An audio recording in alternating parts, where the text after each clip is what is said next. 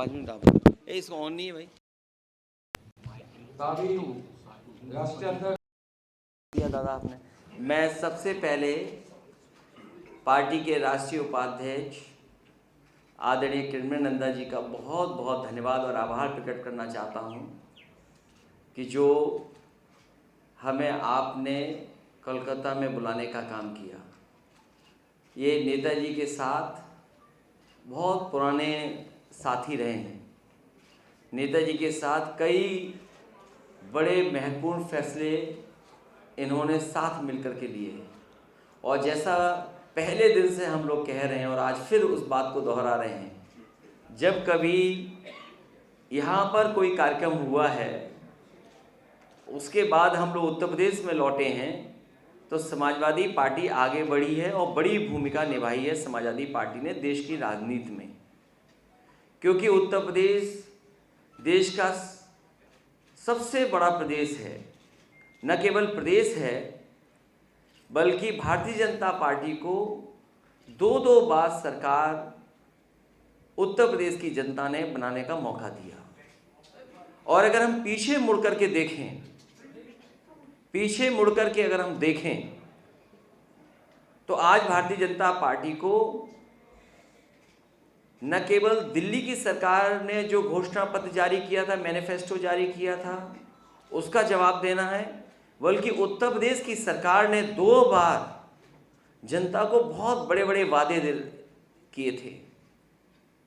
इसलिए आज जनता को जवाब देना पड़ेगा और मुझे पूरा भरोसा है कि समाजवादी पार्टी की जो राष्ट्रीय कार्यकारिणी यहाँ बैठी है, हमारी पार्टी का नेतृत्व यहाँ बैठा है, उसने सबने मिलकर के यही फैसला लिया है कि उत्तर प्रदेश में समाजवादी पार्टी के साथ जो गठबंधन हैं, जो गठबंधन दल हैं, उनसे मिलकर के 80 की 80 सीटें भारतीय जनता पार्टी को हराने का काम करेंगे।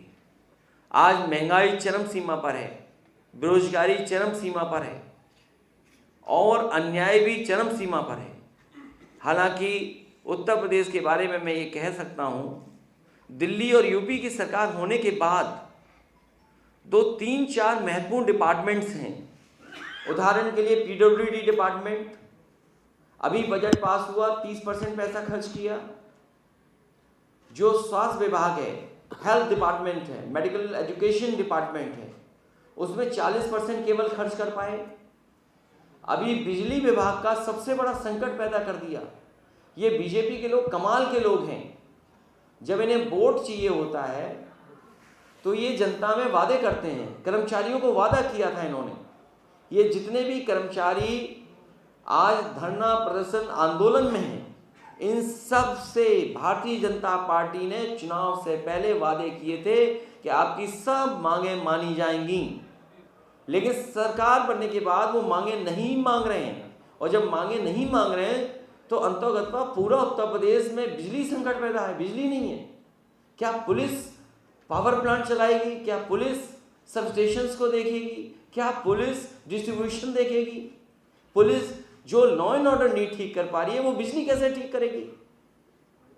तो उत्तर प्रदेश ने जिसने प्रधानमंत्री दिया है, उसमें सबसे ज्यादा बेरोजगारी है, सबसे ज्यादा महंगाई है, सबसे ज्यादा अन्याय हो रहा है, और जो दल उनके खिलाफ दिखाई दे रहा है उसके ऊपर ईडी, सीबीआई, इनकम टैक्स। इसलिए सभी लोगों ने मिलकर के संकल्प लिया है कि इस बार भारतीय जनता पार्टी को सभी सीटें हराई जाएंगी। सर, आजम खान का भी जिक्र किया गया है, रेजोल्यूशन जो पास किया गया है कि आजम खान के साथ बहुत अन्याय हुआ है। लेकिन भारतीय जनता पार्टी के लोग कह रहे हैं कि उन्होंने पूर्व में ऐसे काम किए थे जिसकी चलते जांच हुई है। लेकिन भारतीय जनता पार्टी के पास वो वैक्सीन है, और क्योंकि सोशल मीडिया पे वॉशिंग मशीन का बहुत प्रचार हो रहा है कि जो उनके दल में चला जाता है, न उसके ऊपर ईडी आती है, न कोई सीबीआई आती है, न कोई इनकम टैक्स आता है, और जो विपक्षी पार्टी हैं उनको झूठा फंसाने के लिए झूठे केस बनाए जाते हैं। आज देश में सबसे ज्यादा अन्याय बंगाल के बाद अगर पॉलिटिकल वर्कर्स पे कहीं हो रहा है तो उत्तर प्रदेश में हो रहा है। अगर यहाँ बीजेपी आरोप लगाती है कि पॉलिटिकल वर्कर्स ऐसा कर रहे हैं, उनके ऊपर झूठे मुकदमे लगा रहे हैं, तो उत्तर प्रदेश में भी इसी तरह हो रहा है। बीजेपी दिल्ली की सरकार से करा रहे हैं। अखिलेश जी, आप मुख्यमंत्री ममता बनर्जी से मिले, मुलाकात हुई है, कुछ बात भी हुई होगी। थर्ड फ्रंट का फॉर्मूला है क्या? फार्मूला नहीं बताया जाएगा। फार्मूला यही है कि भारतीय जनता पार्टी को हराया जाए। अखिलेश जी, आपने पहले कह दिया है कि 2024 के चुनाव से पहले आप एक non Congress anti BJP front के तहत जो है अन्य जो विपक्षी दल है, रीजनल पार्टी से उनको साथ लेकर आएंगे। तो क्या 2024 के चुनाव से पहले हम ये माने कि ये जो फ्रंट है वो बिना कांग्रेस के ही होगा, रीजनल पार्टीज के साथ? अभी रीजनल पार्टीज और कुछ दल इस प्रयास में हैं कि कोई न कोई अलायंस, गठबंधन या कोई भी फ्रंट तैयार हो, और इस कोशिश में आदरणीय ममता बनर्जी जी भी काम कर रही हैं। तेलंगाना के मुख्यमंत्री जी वो भी चाहते हैं। बिहार के मुख्यमंत्री रहे हैं, बिहार के मुख्यमंत्री वो भी कोशिश कर रहे हैं। तो इस तरह देश के बहुत सारे रीजनल पार्टी के लीडर्स इस कोशिश में हैं कि कोई न कोई फ्रंट बने। और जहाँ तक सवाल कांग्रेस का है, कांग्रेस अपनी भूमिका तय करे, क्योंकि कांग्रेस राष्ट्रीय पार्टी है, हम लोग रीजनल पार्टी हैं। तो दिल्ली वाले लोग अपना तय करें कि उनकी भूमिका क्या होगी। अखिलेश जी, सवाल यह है कि यूपी पुलिस ने आंकड़ा जारी किया जहां पे देखा जा रहा है 10,000 के करीब एनकाउंटर हुआ है, उसमें 68 के करीब क्रिमिनल्स मारे गए। कैसे देख रहे हैं आप इसको? भारतीय जनता पार्टी और खासकर उत्तर प्रदेश की सरकार पर सबसे ज़्यादा आरोप लगे हैं फेक इनकाउंटर्स के। और केवल ये आंकड़ा देख रहे हैं आप, वहीं ये आंकड़े भी आप देखें कि सबसे ज़्यादा कस्टोडियल डेथ अगर कहीं आंकड़े बढ़े हैं तो उत्तर प्रदेश में बढ़े हैं। नेशनल ह्यूमन राइट कमीशन ने सबसे ज़्यादा नोटिस अगर किसी सरकार को दिए हैं तो उत्तर प्रदेश की सरकार को दिए हैं। महिला आयोग पे जो जानकारी है तो देश में सबसे ज़्यादा अपराध अगर महिलाओं के ऊपर कहीं बढ़े तो उत्तर प्रदेश में बढ़े हैं। और जितने भी ये फेक इनकाउंटर्स हो रहे हैं, इनकी जब कभी भी जांच आएगी तो बहुत सारे अधिकारी कटघरे में खड़े दिखाई देंगे। अखिलेश जी, 2000 चुनाव से पहले क्या हम ये देख सकते हैं, आपको क्या आप सस्पेक्ट कर रहे हैं कि ये जो एजेंसी से ईडी, सीबीआई, उनका शिकंजा जो है आपके पार्टी तृणमूल कांग्रेस के नेताओं पर जो है बढ़ता चला जाएगा? 1-2 महीने और हैं, उसके बाद तो चुनाव शुरू हो जाएगा। चुनाव शुरू हो गया है।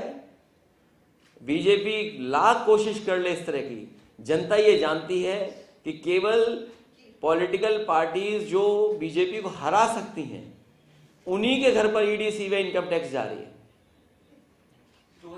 और जिन जिन ने इन एजेंसियों का दुरुपयोग किया है, पूर्व में कांग्रेस ये काम करती थी, आज कांग्रेस के रास्ते पर बीजेपी है। कांग्रेस खत्म हो गई तो बीजेपी भी खत्म हो जाएगी। अखिलेश जी, कांग्रेस की तरफ से जब फ्रंट के बारे में बात होता है, हम देखते हैं पार्लियामेंट में आप लोग एकजुट होकर काम करते हैं, वहां पे टीएमसी नहीं जाता है। लेकिन समाजवादी पार्टी की तरफ से आप लोग ईडी के खिलाफ कभी जाते हैं धरना प्रदर्शन करने, कभी पार्लियामेंट में गांधी मूर्ति की तरफ जाते हैं। कांग्रेस के साथ आप लोग जाते हैं पर तृणमूल कांग्रेस नहीं जाते हैं, और आप आके ममता जी के साथ मीटिंग कर रहे हैं। कैसे फॉर्मूला में आ रहे हैं? See on the floor of house जो फ्लोर कोऑर्डिनेशन है वो अलग चीज़ है।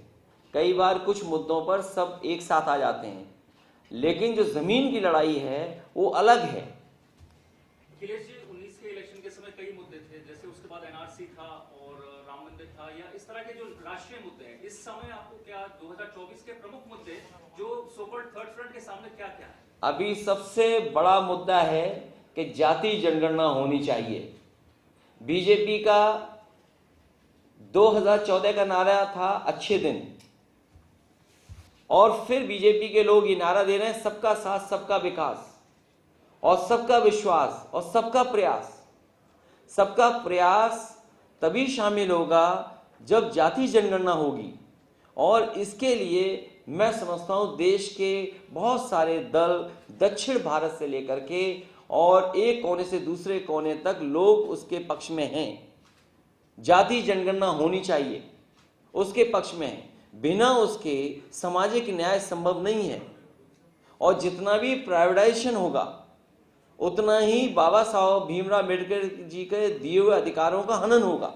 ये अधिकार छीने जा रहे हैं, और अधिकारों की लड़ाई पूरे देश में लोग चाहते हैं। याद कीजिए आप, ओल्ड पेंशन स्कीम को लेकर के, हालांकि यहाँ परिस्थितियां अलग हैं बंगाल में। जैसे ही उत्तर प्रदेश में ओल्ड पेंशन का सवाल खड़ा हुआ, राजस्थान ने उसको स्वीकार कर लिया, हिमाचल में भारतीय जनता पार्टी की सरकार चली गई, बहुत सारे प्रदेश उस दिशा में काम कर रहे हैं। तो मैं समझता हूँ ये तमाम वो मुद्दे हैं जिन मुद्दों का भारतीय जनता पार्टी को जवाब देना पड़ेगा। तो क्या इस बार का चुनाव